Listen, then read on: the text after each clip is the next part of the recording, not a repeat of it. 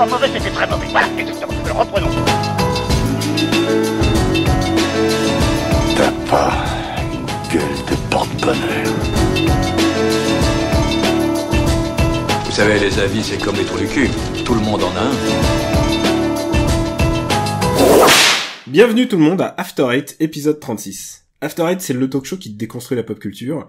On y parle de tout, ciné, comics, jeux vidéo, séries. Sauf que parfois on a des conditions un peu spéciales. C'est quelques fois où on se rencontre dans l'année, donc c'est un épisode en live. Et je suis Daniel Andreev, et de l'autre côté du bureau, et non pas de l'autre côté des 10 000 kilomètres qui nous séparent d'habitude, se trouve Benjamin François aka Quicks. Hello Benjamin, comment ça va? Je te dis ça en te regardant dans les yeux. On se regarde dans les yeux, c'est beau. Bonjour Daniel, salut les auditeurs. Tout à l'heure, quand j'ai annoncé qu'on allait enregistrer un épisode tous les deux en se regardant le bord des yeux, on m'a dit mais vous pervertissez le concept, parce que le concept c'est 9000 kilomètres. Et c'est vrai que c'est des conditions un peu particulières, on fait un petit peu... Voilà, c'est un épisode spécial, hein. On fait un peu mentir le concept, mais bon, c'est pour Non, le dire. c'est parce que surtout parce que tu es là. Je suis là, j'ai monté des billis. Tu as monté des billis chez moi, tu as surtout arrosé tes soirées avec tes amis. J'ai eu des soirées assez arrosées, c'est vrai. Ma consommation de breuvage sous forme liquide. Bon alors, c'est comme ça les breuvages généralement. On pervertit le concept, mais on va un petit peu faire comme d'habitude. Qu'est-ce que t'as fait cette semaine? Alors cette semaine, je me suis fait incruster par un certain Daniel Andreev à une projection d'une comédie française. Comme c'est un peu ta marotte. C'est un peu notre tradition aussi. C'est un peu la tradition. À chaque fois que je revenais, Daniel m'emmenait voir un film généralement très pourri. Et là encore, on a un peu fait mentir la tradition puisque c'était une comédie française qui nous a bien fait marrer. Et qui était plutôt bien, hein. On a bien rigolé. C'était donc à bras ouverts. Non, c'est pas vrai. C'était pas celle-là. Je le vois ce soir. Tu le vois ce soir. Eh bien, bon courage pour ce soir. Je ne savais absolument pas ce que j'allais voir. Et Daniel m'a dit, viens, je t'emmène, je te fais rentrer à la Projo Press, y a pas de problème. Tu es officiellement le correspondant de Super Ciné Battle. Voilà, exactement. À LA. Aux États-Unis. Et nous sommes donc allés voir Problemos, de et avec Éric Judor. Et donc je ne savais, en rentrant dans la salle, pas du tout ce qu'on allait voir, ni de qui c'était. Quand j'ai vu le nom Éric Judor, j'ai eu très peur parce que je n'ai pas du tout accroché à Platane. Je suis passé à côté. J'ai pas du tout adhéré à l'humour de Platane. Je sais pas si toi tu l'avais vu, Platane? J'ai vu un tout petit peu. La série un tout petit peu. T'as pas adhéré plus que ça? Not my thing. Mais je sais que c'est une série à laquelle certains vouent un certain culte parce que bah oui, apparemment quand tu rentres dans l'univers, c'est délirant et c'est très bien. Moi Platane, j'étais passé à côté, donc j'ai eu peur.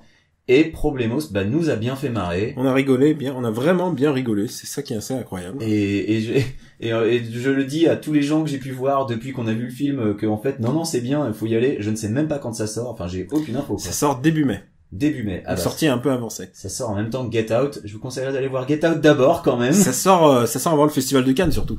Oh là là, attention. Ah oui, grosses attentes, peut-être. Non, mais tu sais, en fait, il y a des comédies françaises tout le temps, sauf pendant le Festival de Cannes où là, tout à coup, on sait pas ce qui se passe. Serious business. On arrête de faire des comédies. On arrête de rigoler, quoi. Est-ce qu'on parle un peu de ce que raconte Problemos? C'est l'histoire d'un mec qui accompagne sa femme et son enfant dans une tribu de beatniks. En gros, c'est des zadistes pour moi. C'est ça. C'est une bande de hippies qui s'opposent à la construction d'un parc aquatique. Et en fait, on va absolument rien révéler de plus parce qu'il y a un twist qui se déroule genre au tiers du film.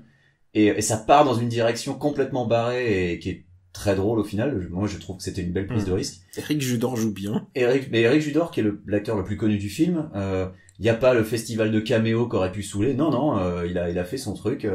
Et ça se tient du début à la fin, mais ça se tient tout en étant absurde. C'est ça qui est formidable. Ouais. Il y a des petits passages à vide au milieu, mais ça se tient. Enfin, voilà. Et surtout, en fait, on a bien rigolé. On s'est jamais ennuyé, en fait. Il y a vraiment des bonnes vannes et par contre, faut souligner un truc, c'est qu'on était un peu les seuls dans la salle à rigoler. Oui, il y avait beaucoup de monde qui rigolait dans la salle. Il y a eu des vannes où quand même la salle s'est assez esclaffée, mais il y en a certaines où c'était surtout nous. C'est faut l'avouer. Je veux juste le dire, sans spoiler, que la première fois qu'il y a sa fille, elle veut pas lui filer son iPad, elle veut pas rendre son iPad, et là il fait merde, et ça fait un écho dans toute la vallée du Vercors, ou je sais pas où ils sont, ça fait un énorme écho, merde, et genre j'étais plié de rire à ce moment-là. T'aimes bien quand on maltraite les enfants dans les comédies. J'aime bien la cruauté sur les enfants, je pense que c'est un tabou. C'est un ressort comique qui fonctionne. Moi, je t'avoue qu'il y a un autre enfant, et à un moment, je m'attendais à ce qu'il lui colle une patate. Et bon, je ne sais pas révéler si ça arrive ou non. C'est vrai que la brutalité sur les enfants. Ouais. C'est un ressort comique qui fonctionne. En tout cas chez nous. Nous sommes des monstres. Voilà. Bref, toujours est-il que voilà, Problemos, et ça se moque gentiment de tout ce côté altermondialiste, mais sans sombrer dans l'humour de droite. Il est très de clodo et de dépravé. Il y a vraiment Ah non, un c'est pas une vision Christian Clavier du truc. Voilà, c'est oui, évidemment, on en rit, mais on en rit de manière, je vais pas dire bienveillante parce que il s'en moque quand même pas mal, mais je sais pas, ça marche quelque part. Moi, j'ai trouvé ça marrant et rafraîchissant et cool, quoi. Ouais, non, vraiment, Une bonne surprise. J'ai passé un bon moment. Et bien sûr, je pense que plein de gens ne seront pas contents. Et oui. Ah oui. Oui, il y a des chances que ça queen. Il y a des blagues sur les règles. J'ai envoyé à ma copine de l'extrait, elle m'a fait, je sais pas si je trouve ça drôle. Pourtant, j'ai pas trouvé ça particulièrement, enfin, c'est Non, pas très bon goût, mais. c'est une parodie de Beatnik, quoi. Ouais. C'est des zadistes pour rester politique. Parce que voilà, il faut avoir de l'humour, et voilà, nous, on est quand même de gauche, on se qualifie quand même de parle pour toi, mon ami. Parle pour toi. Et toi, t'es pas rentré pour voter, hein. Toi, t'es rentré pour des tu vois, basses manœuvres fiscales. J'ai pas trouvé que c'était des blagues oppressives, par exemple. C'est des blagues qui rigolent de choses, voilà, ça se moque, oui, de certaines personnes qui, techniquement sont des alliés, entre guillemets.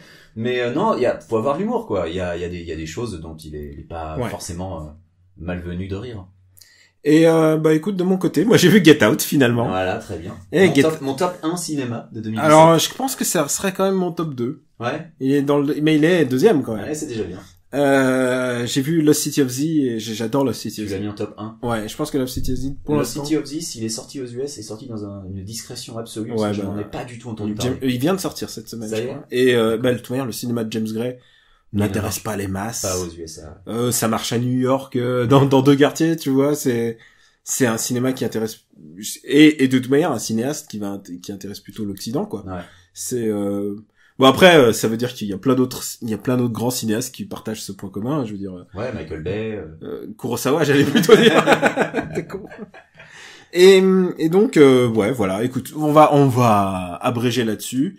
On enregistre dans des conditions donc un peu spéciales. Donc Get Out quand même un petit bout, c'est ton top, c'est dans ton deuxième. Mais... Ouais, et je dirais, pour paraphraser Benjamin François alias Quicks, allez-y sans aucune attente, ne regardez même pas le trailer. Voilà. Ne regardez même pas le trailer. Je pense qu'il faut vraiment en savoir le moins possible. Et par contre, si vous allez le revoir, parce que il y a des choses qui deviennent mais limpides au deuxième visionnage. Et on pourra en parler hors antenne, comme on disait à la radio dans les 90. On en parlera hors antenne, et à chaque fois, tu disais, mais qu'est-ce qu'ils ont? On t'envoie ton kit. Et voilà. Putain, tu sais, ces blagues de vieux, là, quand on a perdu la moitié de nos auditeurs. Et donc, on a décidé, comme on enregistre, ça nous est arrivé l'année dernière aussi, on a fêté nos 1 an grâce à un épisode d'Henri Michel. D'ailleurs, on vous remercie pour cet accueil, pour cet épisode d'Henri Michel. On est un peu abasourdi toujours quand les gens disent « Ah, j'ai découvert Henri Michel grâce à vous ». D'abord, ça nous fait très plaisir. Ça fait vachement plaisir de partager Riviera Détente avec vous, parce que voilà, tous les superlatifs dont on a abusé dans le précédent épisode ne sont pas vains. On pense vraiment le meilleur de ce podcast. Ouais. Et ça fait plaisir de partager, voilà. Et puis je reviens de quelques jours où j'étais dans le sud, à Cannes, où j'ai rencontré Henri Michel. On a mangé un pambagna au soleil. Vous avez bu beaucoup d'eau. On a bu de l'eau. Non, vraiment, là, ce coup-ci, on n'a pas picolé, là, ce coup-ci. Non, en plus, il était dans son Tourane et tout. Putain, alors que moi, tu vois, j'ai pas arrêté. Quoi, de boire de l'eau? De picoler. Ouais, bien sûr. Ah non, nous, on a été très très sages ce coup-ci. Mais il est pas dit que j'y retourne pas dans pas trop longtemps, quoi. Pour acheter un drama japonais. Pour acheter un drama japonais, voilà. C'est ça le truc, c'est qu'il y a une vidéo qui traîne de moi et Pouillot. Enfin, plutôt Pouillot, parce que moi, j'ai poussé Pouillot littéralement devant la caméra, je me suis barré. Très courageusement, parce que je déteste les micro-trottoirs à la sortie de... Tu lui as dit, c'est ton quart de gloire, va leur parler de camping. Et il leur a parlé brillamment, en tant qu'acheteur de programmes japonais. Quelle escroquerie, c'est merveilleux. Sinon, il y a des gens qui vont avoir des problèmes. Et on a décidé de passer à la formule, ce qu'on appelle la formule FAQ. La formule où c'est vous qui avez fait le programme un peu, d'une certaine manière, puisque vous nous avez posé des questions. Et on va essayer d'y répondre. On a choisi quelques questions. Je vous cache pas qu'on a choisi, ça veut plutôt dire j'ai mis des likes sur les questions et puis on a pris au hasard. Et donc on va se lancer avec Quicks qui va faire le montage de l'épisode, donc quand même. Mais je lui souhaite bon courage. Bah écoute, est-ce que tu veux te lancer? Ouais, je vais commencer avec une question de Sunlag qui m'est directement destinée et qui demande: est-ce que vivre en Californie impose de manger mexicain? Alors, merci pour ta question. Ça ne l'impose pas, mais étant donné que la cuisine mexicaine que l'on trouve en Californie est relativement proche de la cuisine mexicaine que l'on trouve au Mexique, on y est invité de manière assez récurrente, et puis pourquoi s'en priver, quoi. C'est de la bonne bouffe. C'est vraiment de la bonne bouffe. Ouais, et il y a moyen de manger très sain en mangeant californien, franchement. Tu prends un burrito en mettant majoritairement de la salade et légumes. Tu prends un burrito déjà. Mais si tu me dis un burrito que tu ne remplis pas de crème fraîche et de viande, au final, t'as comme une salade à l'intérieur d'une espèce de galette de maïs, donc c'est délicieux et c'est tout à fait, c'est très sain.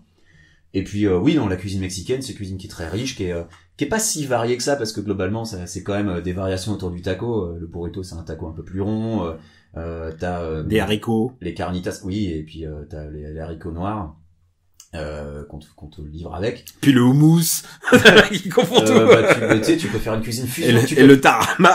Tu peux, comme on dit dans Top Chef, tu peux twister ton taco en ajoutant du houmous, par exemple. T'es parti sur un taco et puis voilà. J'ai déconstruit mon taco avec donc oui. J'espère que ça plaira au jury. Évidemment, ça, tu peux faire, tu rajoutes un petit granité avec pour faire comme Jacinta. Et un petit peu de yuzu. Donc, ça n'impose évidemment pas de manger mexicain. En tout cas, peut-être que pour devenir citoyen américain, on me demandera quel est mon taco préféré. Mais en tout cas, c'est pas une mauvaise idée quand on est en Californie de manger mexicain. Oui, parce que l'offre en cuisine mexicaine à Paris, je pense, est assez limitée et je ne sais pas vraiment ce qu'elle vaut. Après, vous allez peut-être nous balancer vos meilleures adresses de resto mexicain Paris et me dire que j'y connais rien et que j'ai tort, c'est possible. Mais en tout cas, en Californie, on trouve de la très bonne bouffe mexicaine, donc pourquoi pas. Et j'espère que j'ai répondu à la question. Daniel, à toi. C'est une question qui nous est envoyée par Bird Eye, donc un fidèle auditeur. Et cette question est, vous êtes le boss final d'un RPG. Quelle musique choisissez-vous pour le combat et quelle phrase dites-vous juste avant? Oh la vache. Toi qui joues beaucoup au RPG. En ce moment, ouais. Je mettrais Rain in Blood en musique, mais ce sera un combat un peu, tu vois, ce serait pas un combat où tu prends ton temps, faudrait un petit peu bourriner. Et alors la phrase, je paraphraserais Sylvester Stallone dans Demolition Man. Tu vas regretter ça le restant de tes jours, c'est-à-dire 2 secondes. Voilà. Je pense que c'est une bonne phrase d'accroche pour un boss de RPG. Eh bien, écoute, moi je mettrais la musique du boss de fin de Final Fantasy V, qui est sans doute un des meilleurs trucs en musique un peu 16 bits, tu vois. C'est vraiment super. Je te charge à toi de la mettre un petit peu en fond. Ouais, quand je ferai le montage, je laisserai rentrer dans le... Et ma punchline serait va te faire huiler, qu'on entend dans Robocop en français. Très bonne punchline. Voilà. Je pense que c'est la meilleure punchline de VF. Ou alors, si je veux me la péter, je ferai Optimus Prime dans le film Transformers. Et attention, pas le film de Michael Bay que tu citais plus tôt, mais le film dessin animé où il fait One shall stay, one shall... c'est un truc un peu pédant. Un peu grandiloquent. Ouais, voilà. One shall fall. On va passer à une question que j'apprécie beaucoup, de Martin Gamera. Et là, c'est une question qui va... Un autre ami du show. Oui. Quel est votre plus grand désaccord en cinéma, comics, musique et jeux vidéo? Alors, je propose de commencer par jeux vidéo parce que là, j'ai une réponse évidente. Je pense que notre plus grand désaccord, c'est Dark Souls, que toi tu adores et moi j'ai. Pour moi, c'est un des meilleurs jeux de tous les temps. Voilà. Et aussi d'Henri Michel, je tiens à dire. C'est vrai. Mais Henri Michel a commencé direct par le 3. Moi, j'ai commencé par le 1, comme et encore, j'ai pas fait Demon's Souls avant, mais. Et donc voilà, ça c'est un grand désaccord parce que moi j'ai pas réussi à rentrer dedans à cause de la maniabilité à laquelle je suis mais complètement hermétique. J'ai détesté la maniabilité de Dark Souls et les caméras et le lock et tout un tas de problèmes dont j'ai déjà parlé. Et je sais que toi c'est des jeux qui sont très très chers à ton cœur. Donc pour les jeux vidéo, je pense que c'est le plus grand désaccord. Pour le cinéma, j'aurais envie de glisser Fiston parce qu'à chaque fois qu'on commence à en parler, tu abrèges le débat. Genre, ah c'est bon. Parce que Fiston, c'est une comédie avec Kev Adams et Franck Dubosc que Daniel m'avait conseillé. Moi, j'étais dans l'avion. J'étais de retour, dans l'avion sur le point de rentrer à Los Angeles et j'envoie à Daniel la liste des comédies françaises qu'il y a sur le programme Air France et je lui dis bon, il y a ça, tu me conseilles quoi? Et tu m'as fait regarder Maestro, qui était très bien. Maestro, la meilleure comédie de cette année-là. Maestro, voilà, qui était très bien. Et tu m'as dit, vas-y, Fiston, c'est bien. Et moi, j'étais sûr, Dubosc et Adams. Ah, tout se casse la gueule. Pendant que tout tombe sur le bureau de Daniel. Tiens, voilà, je ramasse ça. Et Fiston, j'ai absolument détesté, à part un passage où Franck Dubosc met des gifles à Kev Adams parce que, en fait, il fait ce que j'avais eu envie de faire pendant 1 heure de film avant. Mais c'est old Franck Dubosc et il essaye d'être le grand maître. Vas-y, et qu'est-ce qu'on a en désaccord comics? Désaccord comics, je crois que tu détestes Old Man Logan, ou t'es juste pas... J'aime pas Old Man Logan, ouais. Mais genre tu l'aimes pas, genre déteste, ou c'est juste... Non, je l'aime pas. Ouais, alors moi je l'aime bien, mais j'irai pas le défendre, donc c'est pas un énorme désaccord, quoi. Enfin, on n'est pas C'est bizarre de penser à son désaccord, il faudrait que tu me files ta liste de trucs préférés pour qu'ensuite je les snipe. Ouais, mais... Et vice versa. Mais il faudrait que je sois sûr que toi tu les aimes pas, quoi.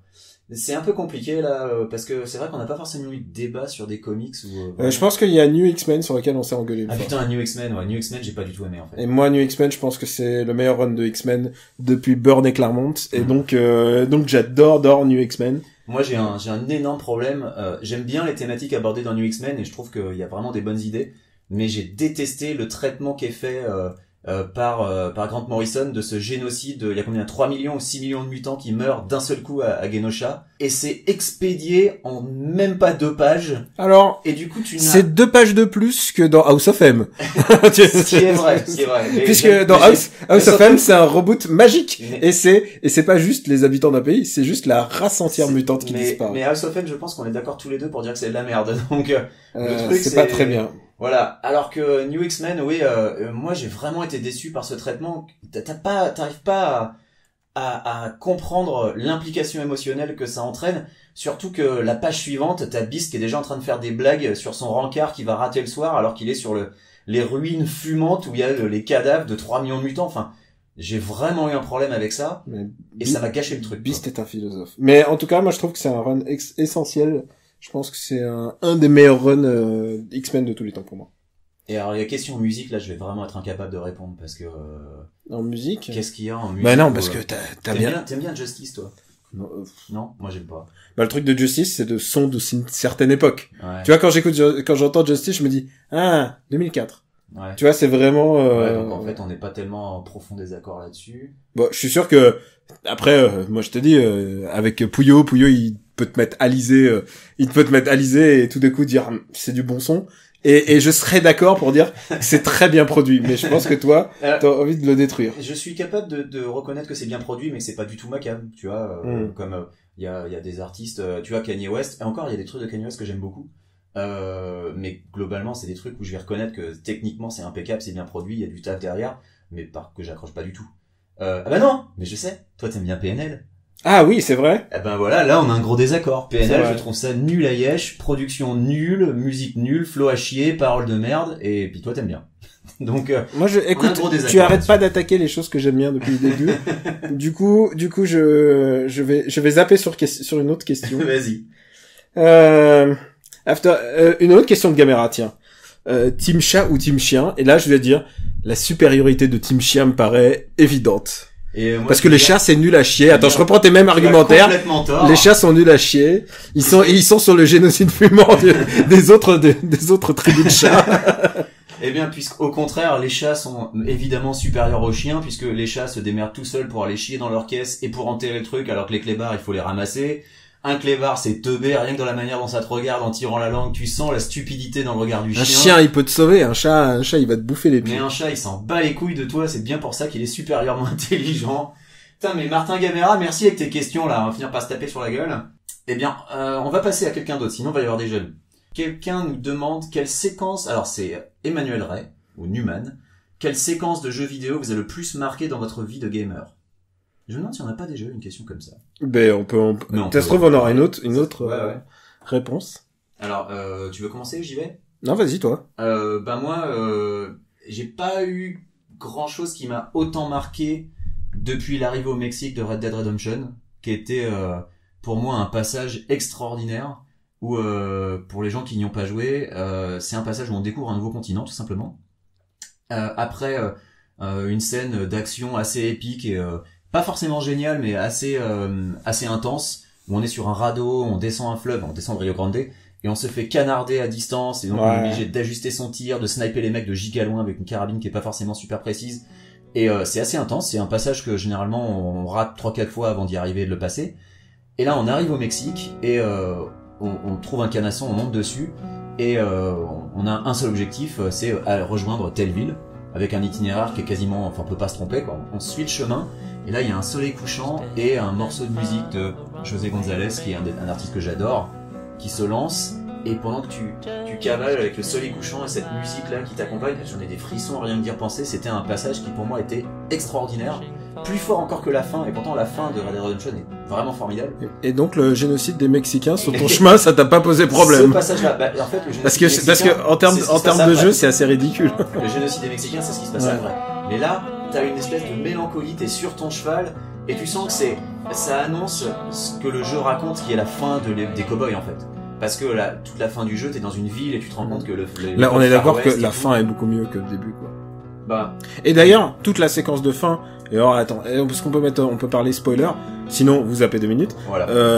La fin, c'est le héros qui rentre dans son ranch, et il retrouve son fils, et donc il y a ces moments il retrouve géniaux. sa famille, ce qui était le MacGuffin du jeu. Tu courais après ta famille. Et donc là, il essaye de d'avoir une vie normale. Ouais, et de rebound avec son fils, et c'est assez intéressant parce que du coup, il sait pas lui parler, c'est un putain de cow-boy, alors du coup, il essaye quand bien même. C'est un ancien desperado. Et son fils le calcule pas, et je trouve que c'est sans doute une des meilleures séquences de jeu de cette année-là. Et pour rebondir sur la question, j'ai eu plusieurs séquences de jeux inoubliables cette année. Je vais juste les dire. J'en ai parlé un peu dans Gaijin Nash. Il y a Resident Evil en VR, où tout d'un coup, tu te mets contre un coin d'un mur. Ouais. Tu regardes, il y a un couloir derrière, mais tu es derrière le mur quand même. Tu penches la tête. Et tu penches la tête. Et là, tout d'un coup, toute la stratégie de jeu change, quoi. C'est-à-dire que t'as plus le fameuse disparition magique de se coller contre un mur à la Metal Gear. Ouais. Et là, c'est littéralement toi qui bouge la tête Oui, et je trouve ça génial. Je trouve ça ce que tu extraordinaire. disais en plus, c'est qu'en penchant la tête, le monstre peut te voir. Ouais. Ce qui est un truc qui n'est pas si courant dans les jeux vidéo. Généralement, tu te mets en planque, Ouais. tu penches la tête et l'IA te voit pas. Non, là, Alors que il te voit. Ouais. Non, et je peux comprendre. Ouais. Et aussi dans Zelda, une de mes séquences préférées de l'année, et même de l'année, même des jeux vidéo depuis. Ever, oui, parce que la question c'est de ta vie de gamer. Là, je parle juste pour cette année, en tout cas déjà. C'est que Zelda, à un moment, tu es tout en haut de la tour et tu te laisses planer avec le vent vers la nouvelle région, une région qui t'attend. C'est au tout début du jeu. Et tu regardes et tout d'un coup, tu découvres que le monde est tellement grand. Et au loin, tu sais, il y a des plaines et tout. Et j'ai vu tout d'un coup j'ai vu des chevaux sauvages qui couraient dans la plaine. Et alors là, je me essayé de me diriger vers eux. Et tu vois, genre, en planant. Et ensuite, je me suis lâché presque au milieu de ces chevaux et je me suis mis à courir avec les chevaux. Et ensuite, tu grimpes sur un et ensuite, tu commences à comprendre comment on essaye de grimper sur un cheval et ensuite qui t'obéissent un petit peu plus et tout. C'est vraiment génial. Je pense que c'était inoubliable. Et en meilleure séquence de jeu de ma vie, moi, je te dirais Miracle Warrior, la première fois où j'ai gagné un level. Si tu veux, c'est sur Master System et c'est mon premier RPG. Et la première fois que j'ai compris que, waouh, si je frappe, je deviens plus fort, bah c'était ma boule. C'était quand fou. tu comprends, c'est vrai que quand t'es gamin, le système d'expérience, c'est pas un truc qui est forcément évident. Ouais, alors qu'aujourd'hui c'est inné. Je me rappelle comme j'en chiais sur Rigard, sur NES, avant de comprendre qu'en fait on gagnait de l'expérience en tuant des monstres. Et donc du coup des boss sur lesquels j'en chiais et je me les retapais 15 fois avant de réussir à les tuer, où en fait il suffisait d'aller grinder pendant 20 minutes et ensuite tu les butais facile. Et c'est vrai que c'est pas un concept qui est immédiat. Surtout qu'à l'époque les notices étaient pas forcément super explicites là-dessus. Puisque tu as parlé de Zelda, je rebondis avec une question de Gokan qui demande si j'ai réussi à me procurer une Switch US ou EU. Alors, vivant aux US, je ne vais pas me procurer une Switch EU, même si elle est pas zonée, mais ne serait-ce que pour avoir le bon câble d'Alim et tout le bordel. Bon, après, c'est du USB, a priori. C'est juste pas un chiant. câble d'Alim. Ouais, bah après, c'est pas forcément chiant, mais elles sont pas zonées au niveau du store non plus. Non. Donc, ouais, bon, je pourrais. Mais je pense que je la paierais moins cher là-bas, déjà. Ça, c'est sûr. Pas de beaucoup, mais ouais. Ouais. Et puis, et donc je n'ai toujours pas de Switch, mais j'en ai envie pour jouer Zelda en fait. Mais ce sera peut-être le seul jeu que je vais faire pendant des mois. Je t'ai donné envie. Bah ouais, moi j'attends Mario Kart encore. Mais bon, Mario Kart, Mais Mario Kart, je le connais déjà. Mais Mario Kart me fait envie, mais je me dis, est-ce que je vais vraiment y jouer tout seul? Parce que quand je vais jouer à Mario Kart, je vais chez mes potes où il y a une Switch, où il y a une Wii U avec un vidéoprojecteur et on joue à 4 quoi, ou voire à plus. Donc ouais, non, je suis pas complètement persuadé pour Mario Kart, même si c'est un excellent jeu et que oui, les gens qui auront des amis sous la main peuvent se le faire. Mais donc non, je n'ai toujours pas de Switch car de toute façon, elle est toujours quasiment introuvable aux US, que quand il y a du stock, ça part, c'est une question de minutes, ça part en 20 minutes sur Amazon, ça part en 5 minutes chez Walmart. J'en ai vu chez Toys R Us à La Roche-sur-Yon. S'il y a des gens qui cherchent des Switch, vous pouvez aller là. Ouais, j'en ai vu. Il y en avait une ou deux qui traînaient. Une question de Xenocross qui est, quels sont vos plats préférés? ou le plus détesté, surtout quand vous allez manger chez des potes? Je pense que je peux répondre pour Daniel, son plat préféré, c'est la brochette bœuf fromage, Faites faire- qu'il trempe dans la sauce soja. Non, le plat que je suis le plus heureux de manger chez des potes, c'est la fondue savoyarde. Et je précise bien la fondue savoyarde, je préfère la fondue à la raclette. Et moi, le plat que j'apprécie le plus de manger chez des potes, c'est la raclette que je vais manger ce soir chez des potes. Donc on est très fromage, team fromage quand même si c'est pas le même fromage. Et Check. Voilà. check. Et là, on peut faire des checks. Là. Mm. Et le plat détesté, J'ai pas vraiment de plat détesté, moi. Alors, j'aime pas le hachis parmentier, C'est vrai sachez-le. Qu'est-ce que tu n'aimes pas? Alors, c'est la viande ou c'est la purée? C'est le mélange des deux. Ouais, ça marche pas pour c'est toi genre, ça me... Tu n'aimes pas twister ta purée avec un petit peu de viande hachée? Non, ça me dégoûte rien que d'y penser, en C'est fait. vrai. C'est très bizarre. Et la brandade de morue, celle qui a posé tant de problèmes à notre candidat dans Top Chef. Ah, le bac, Car oui, j'ai regardé Top Chef pour la première fois de ma vie. j'ai pas vu. Et non, j'ai pas de problème avec le bacalao. C'est marrant. J'aime bien le Mais avec bacalao. le hachis, ouais. Bon, bah, Ouais. pourquoi pas. Je sais pas si j'ai un plat détesté. Ah, sinon, que j'aime pas. sinon, je déteste le natto, qui est c'est du riz gluant. non, c'est un truc fermenté. Hmm. Ça sent le caca. Ouais. Parfois, quand il est bon, ça sent le caca de bébé. C'est horrible. Je déteste le natto. Mais c'est pas du tout à base de riz, c'est un légume. Non, c'est c'est un peu comme le marmite, alors. Non, c'est un espèce de haricot pâte. fermenté. C'est un haricot, d'accord. Ouais. Et donc, j'aime pas le natto. Et sinon, j'ai vu, dans un de mes derniers voyages, je crois que c'était en Thaïlande, je suis passé à un marché local super petit, il y avait des trucs immondes, il y avait des trucs que je n'arrivais pas à regarder. Il y avait du durian. C'est quoi ça? Le durian, c'est un fruit qui schlingue sa race. Ah non, je te parle de brochette avec le petit poussin Ah oui, né, ah oui, ça, j'ai vu né à aussi, bout de... ouais. Ah, genre, c'était horrible. Et pourtant, la street food, c'est ce qu'il y a de meilleur en Thaïlande. D'ailleurs, ils veulent l'interdire. Non, moi, c'est pas du tout ça. Vas-y, à toi. Combien de langues parlez-vous et lesquelles? Et alors là, je prends un risque débile en posant cette question parce que moi, je suis un peu nul. Je parle français et anglais. J'ai encore des vagues notions d'allemand. Et donc, je suis ridicule par rapport à toi. Bah, non, t'es pas ridicule, faut bien parler les langues. Il y a pas de langue plus ou moins ridicule. Il y a pas de ridicule C'est là-dedans. surtout en nombre que je suis ridicule. Non, bah, je parle français, anglais, russe, japonais. Je parle espagnol suffisamment. T'as parlé polonais devant moi l'autre jour. J'ai parlé polonais devant toi et c'était pour marchander. Alors, oui, c'est vrai que quand tu me lances, il y a des choses que je comprends dans certaines langues. Du coup, tu sais, mon père me faisait écouter Mozart, donc du coup, je connais du coup les opéras en allemand. Il y a des petites bases qui sont restées, mais Yiddish aussi un peu. un petit peu. Non, mais toutes les bases allemandes, allemandes germaniques. En fait, j'ai remarqué que j'ai un truc qui je sais pas pourquoi, j'y arrive pas trop mal. Mais en tout cas, la base polonaise, le polonais, je ne le parle pas vraiment. Je le parle suffisamment pour marchander, comme t'avais vu. Ouais. D'ailleurs, ça a marché. Ça a marché, ouais. Et c'est une langue, bah, j'ai raconté une anecdote personnelle. C'est une langue, en fait, chez moi qui est dormante. C'est-à-dire que j'entendais ma mère le parler avec ma tante, avec ma grand-mère, et elle se disait les secrets de meuf, les secrets d'alcôve. Donc, je sais juste, en polonais, insulter les gens. Je sais dire cette nana, elle pue la merde, tu vois, ce genre de truc, je sais le dire en polonais. D'accord. Je sais dire les insultes de meufs. Donc, je suis sûr que si j'allais une semaine en Pologne, je parlerais. T'insulterais tout le monde. D'abord, oui, mais je parlerais vachement mieux. Je pense que je parlerais vachement mieux. Et puis l'espagnol aussi, que j'ai pas mal pratiqué dans les montagnes au Pérou. Voilà. Mais encore une fois, il y a pas de ridicule. L'important, c'est d'y prendre plaisir et de pratiquer. C'est vrai. C'est à toi. C'est à moi. Top 5 romans. Oh la vache. Eh bien... Tu veux que j'attaque? J'ai un top 5 romans sur Sens Critique que je t'invite à lire. Honnêtement, là... Vas-y, connecte-toi.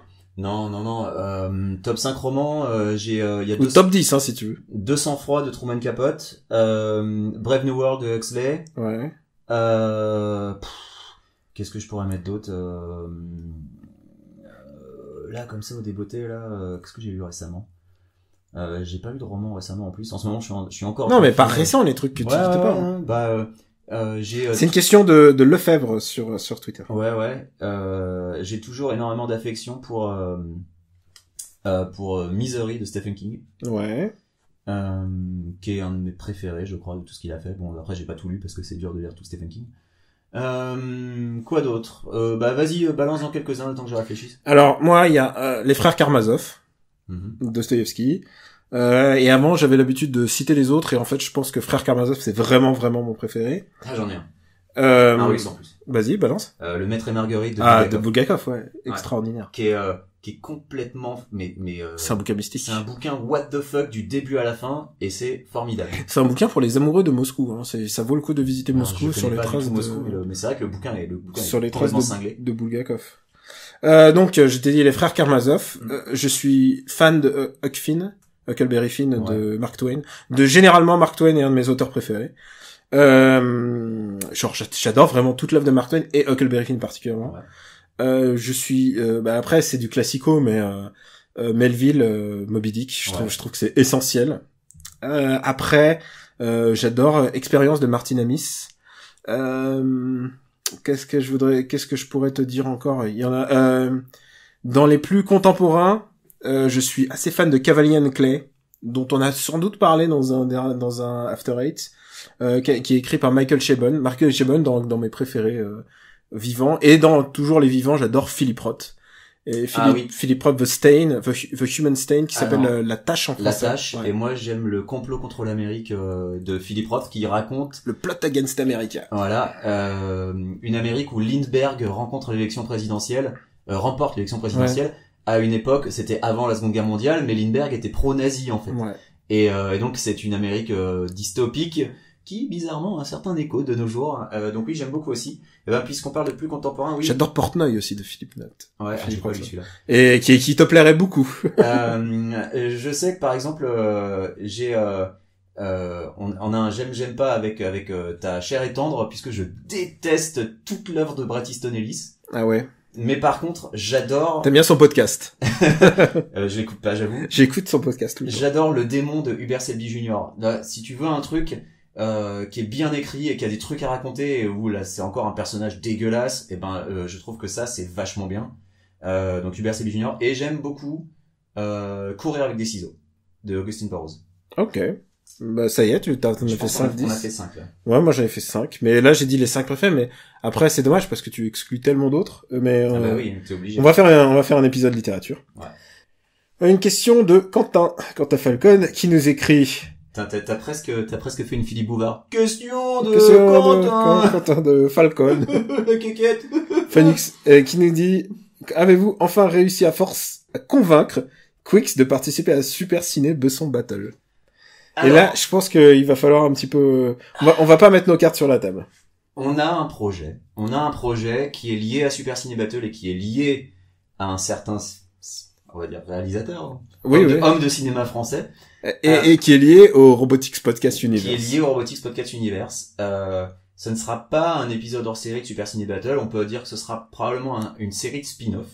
C'est un spin-off. Ce sera un concept relativement différent de ce qu'on fait. Même si on les classera ultimement à un moment, quoi. Oui, non mais classer c'est pour la blague. Mais comme on est encore en train de travailler dessus, on ne peut pas en dire plus, donc on va dire que c'est. Mais disons que c'est en production. Mais c'est en cours de voilà. Je peux vous dire un truc, c'est que on a déjà le logo qui se prépare.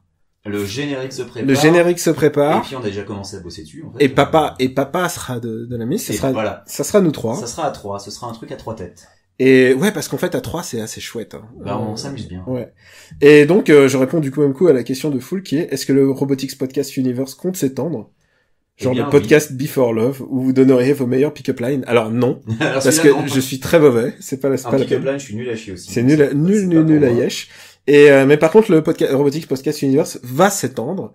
Et on en reviendra bientôt. On s'était donné comme deadline de production qu'on arrive au moins au 1 an de Super Ciné Battle, qui sont le mois prochain déjà. Qui s'en rapproche. Donc une fois que les 2 podcasts auront atteint 1 an, je pense qu'on aura assez de bouteilles pour parler du futur. Et restez connectés. Vous allez bien vous marrer. Voilà. Si vous aimez la bonne rigolade, je pense que ça va être bien. Alors une question de Dernière Bienséance, qui est lui aussi un auditeur très fidèle et qu'on remercie. La pop culture est-elle un phénomène typiquement anglo-saxon? Alors moi je pense que non, même si la pop culture a énormément d'origine anglo-saxonne, ne serait-ce que les comics, ne serait-ce que le nom pop culture, ça vient de pop, et la pop musique vient évidemment de Grande-Bretagne. Mais il y a toujours eu des efforts qui ont été faits, ne serait-ce que pour importer une certaine forme de pop culture. Je pense à, je sais pas, des mecs comme Étienne Dao, par exemple, qui sont allés en Angleterre, ont dit OK, sont revenus et puis ont importé une forme de pop musique à la française. Et puis pour moi, les BD franco-belges, ça fait partie de la pop culture. Et les BD franco-belges n'ont pas eu besoin des comics pour acquérir des galons. Enfin, il y a eu toute une période. On dit pop culture par rapport à notre podcast pour le différencier un peu et parce que il y a forcément une forme de culture canonique. Mais le truc de la culture avec un grand C pour justement ce qui est pop culture. C'est que nous on considère que la pop culture, enfin ce dont on parle fait aussi partie de la culture. Bien sûr. C'est l'ensemble des choses qui nous distinguent et qui nous passionnent et c'est pour ça qu'on en parle. Et c'est pas uniquement anglo-saxon, mais c'est vrai que ils sont Après, bien sûr, voilà, sont massivement producteurs. La pop culture puis ses racines dans le punk, tout un tas de mouvements anglo-saxons, les comics, mais une pop culture à la française est tout à fait Astérix et Lucky Luke, c'est des icônes de la pop culture. Et Lucky Luke, dont j'ai découvert ce week-end en m'intéressant un peu parce que j'ai mis la main sur les deux hors-série un peu spécifiques. Le Joey Jumper ne répond plus de lu Bouzard. Je l'ai pas encore lu, je l'ai acheté. Ah, parce que je l'ai dans ma biblio, je l'ai enfin rangé dans ma biblio. Et j'ai aussi acheté L'homme qui tua Lucky Luke de Mathieu Bonhomme, parce que c'est deux albums dont on m'a dit le plus grand bien, et je me suis dit, c'est vrai que ça fait longtemps que j'ai pas... Le Jolly Jumper est vraiment très drôle. Ouais, bah oui. Et je me suis dit, c'est vrai que une petite intégrale Lucky Luke, ça peut être sympa, et là je me rends compte qu'il y a 83 albums canoniques, donc ça va être un peu compliqué. Voilà, 83 albums. Tintin, ça va plus vite. T'imagines l'âge, mine de rien, que ça peut avoir. C'est quand même, c'est une icône, Lucky Luke. Et c'est, mine de rien, un personnage important de la pop culture, et c'est purement belge. Donc, il n'y a pas forcément besoin d'être anglo-saxon. Une question de Stéphane qui nous est posée assez souvent. Salut, comment avez-vous découvert les podcasts, ce que vous écoutez, pourquoi en faire? Alors, pourquoi en faire? Parce que ça nous fait marrer. Ouais, pourquoi en faire? Parce que à la base, on s'est dit, on pourra rigoler. En plus, on discutait déjà. On voulait écrire des trucs et en fait écrire à deux, à quatre mains, à distance, c'est très loin, c'est très compliqué. Et du coup, on s'est dit, mais non, en fait, on devrait en faire un podcast. On peut le dire. À la base, on voulait écrire ensemble sur le célèbre réalisateur dont on a parlé tout à l'heure, Luc Besson. Et on avait commencé à se regarder les taxis. On en avait déjà parlé en se synchronisant à distance pour regarder les films en même temps et en prenant des notes. Et puis on avait des stocks de notes. On avait puis des screenshots, enfin on y était allé, on avait fait ça bien. Puis on s'est rendu compte que ça marchait pas à l'écrit en fait. Et on s'est dit et finalement on l'a jamais fait en podcast, mais voilà, ça c'est le projet. Voilà, un mal pour un bien, comme on dit. Et quand on a commencé à se pencher sur le format podcast, on s'est dit mais la pop culture c'est bourré de sujets super intéressants et puis si on arrive à intéresser 50 personnes avec les conneries qu'on raconte, on sera super content. Et c'est beaucoup plus que 50 personnes. Et on est ravis de voir que vous êtes plus que 50, que nos conneries font marrer. Donc ça nous fait très plaisir.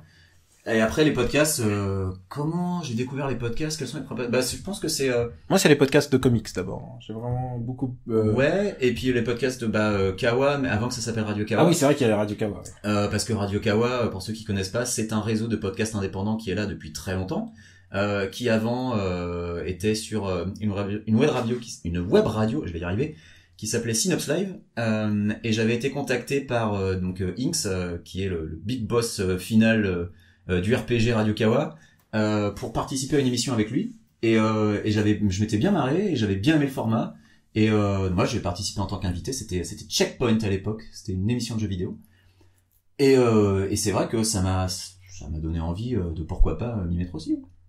Ouais. Et, ayant rencontré mon camarade. Moi j'écoute beaucoup de podcasts, les podcasts comics, j'ai cité War Rocket Ajax que j'adore, mais il y en a vraiment beaucoup. On les cite au fur et à mesure des émissions, je crois qu'on fait quand même beaucoup de recos sur les podcasts. Genre parce qu'il y a pas que nous, hein, il faut écouter aussi les autres. Tu veux que je passe en revue ta liste de podcasts? Ouais, qui est quand même assez longue. Alors, il y a le podcast de Bret Easton Ellis, si tu veux. Ouais, alors moi, je pourrais pas, c'est pas possible. Ah, il est très spécial, il est très, très pointu. Il y a tous les podcasts de The Ringer, qui sont très chouettes. The Ringer, qui est l'héritier de Grantland. Qu'est-ce que je pourrais te recommander? Ah, je m'en veux presque de ne pas les avoir mentionnés dans le précédent émission, mais il y a, Comedy News Weekly. Il en a parlé, Non, il en a pas parlé. Et du coup, Comedy News Weekly, c'est C'est deux mecs, c'est Anthony Mirelli et Dan Gagnon. et voilà, exactement. Qu'on salue d'ailleurs, parce que je pense que, enfin, en tout cas, Anthony, je sais qu'il nous écoute. Ouais, et ils passent en revue les stand-up et les émissions et les émissions de comédie qui passent à la télé, et ils le font vraiment avec Un enthousiasme. Moi, j'allais dire un Ouais. acharnement, mais ouais. C'est très, c'est un très bon podcast que je recommande chaudement. Il y a bien sûr How Did This Get How Did This Get Made? dont on a parlé 15 000 fois. Voilà. Qui n'est plus à présenter, je pense. Ouais, c'est marrant parce que ensuite, du coup, j'ai beaucoup de retours sur les podcasts qu'on en parlait. Par exemple, j'avais parlé de A Was Vertu, qui était quand même un podcast un peu mineur, Oui. et tout d'un coup, il y a plein de gens qui me disent, ouais, A Was Vertu, vraiment Ah, là-bas. surtout, on va rappeler le concept rapidement. C'est des gens qui avaient des rôles, mais complètement mineurs, mais sur des films énormes, mais qui, du coup, ont des anecdotes de production et sont vachement plus faciles à approcher que les stars. Et ils en parlent sans tabou, ouais. Voilà, exactement. Je me suis mis récemment sur les conseils de Max à Pop Culture Happy Hour. C'est vraiment pas mal. C'est public, donc c'est pas mal. Je vais commencer à écouter Relire Tintin, c'est dans les nouveautés. Ouais, il y en a quand même. Ouais, voilà. Déjà, on en a cité pas mal déjà. Voilà, donc, ouais. Et il y en a un qui m'a vraiment fait rire, c'est The People versus Batman versus Superman. Oh putain, faut que j'écoute ça. Et c'est un podcast qui est uniquement consacré au film. Et il passe section par segment. Oh, merde. Et au fur et à Je m'y mesure, abonne tout de suite. au fur et à mesure, il commence, c'est le syndrome de Stockholm, il commence à être prisonnier du film, il commence à y merde. prendre goût. La sélection rap d'Olivier Cachin. Je l'écoutais hier. Ouais. Et vraiment, Olivier Cachin. Mais après, c'est un peu de la gruge parce que c'est des émissions de radio. Et ouais, non, voilà. Déjà, on en a fait pas mal. Voilà. Vous avez quand même de quoi écouter, là. Voilà. Il y a une question qui m'est directement adressée. Vas-y. Puisque j'ai un peu balancé ta guilty passion pour Franck Dubosc dans Super Ciné Battle avec ma Non, liste. tu t'en es moqué. Oui, je l'avoue. Je l'avoue, monsieur Andreev, car Vas-y. il était temps de dénoncer cette imposture. Ouais. Car je suis très fier d'avoir balancé une liste de 3 films qui ont tous fini dans le bottom 5. Ça c'est une petite victoire pour la France. Et donc on me demande, de qui es-tu le guilty fan? Est-ce que moi j'ai un guilty pleasure? Alors, je suis extrêmement fan de Mark Wahlberg, mais comme vous en dites du bien à chaque fois, du coup, c'est pas tellement un guilty Je pleasure. pense que c'est Patrick Puydebas qu'il faudrait dire. Mais mais oui, bien sûr, mais je suis guilty fan de Patrick Puydebas, Et même plus généralement d'AB Productions. de tout AB Productions évidemment. C'est quand même de la brave merde. Et oui, et je suis toujours ébahi, épaté par le talent de ce qui s'appelle la sitcomologie. C'est un site c'est des experts mais archi pointus sur toutes les séries AB. Et ils sont incroyables et leur compte Twitter est génial. C'est eux qui avaient sorti la vidéo Closer to Azoulay, Ouais. avec donc Closer de Nine Inch Nails sur les moments les plus hot des sitcoms AB Productions. Une vidéo qui est fantastique et qu'il faut absolument voir. Et oui, j'avoue, ça fait très longtemps que je n'ai pas regardé Les Mystères de l'amour parce que c'est extrêmement difficile depuis les USA. Je pourrais te les choper, je pourrais être ton cousin de Tu pourrais être mon France. cousin d'Europe. Mais j'ai une guilty passion pour les sitcoms AB. Si vous allez sur Sens Critique et que vous regardez un peu les diverses séries AB, il y a des chances que vous tombiez sur une critique que j'ai écrite, qui généralement est longue. Celle des Mystères de l'amour, elle fait genre 50 000 signes, donc je lui fais des efforts.